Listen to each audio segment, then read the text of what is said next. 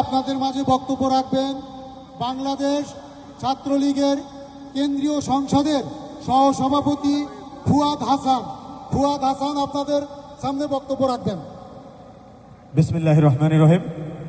সংগ্রামী উপস্থিতি, আজকে মিলান লম্বার্দিয়া আওয়ামী ও সহযোগী অঙ্গ সংগঠনের নেতৃবৃন্দের আয়োজনে আয়োজিত বাংলাদেশ আওয়ামী লীগকে নিষিদ্ধ করার প্রতিবাদে আজকের এই প্রতিবাদ সভা ও মানববন্ধন সভায় উপস্থিত আজকের সভার সম্মানিত সভাপতি, সঞ্চালকবৃন্দ, সকলকে মুজিবের শুভেচ্ছা ও সালাম। আসসালামু আলাইকুম।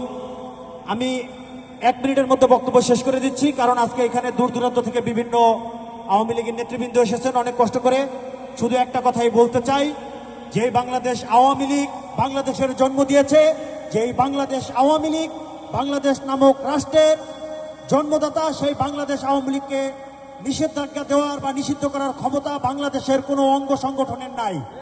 কারণ বাংলাদেশ আওয়ামী লীগই বাংলাদেশের জন্মদাতা, বাংলাদেশ আওয়ামী লীগের জন্মদাতা নয়।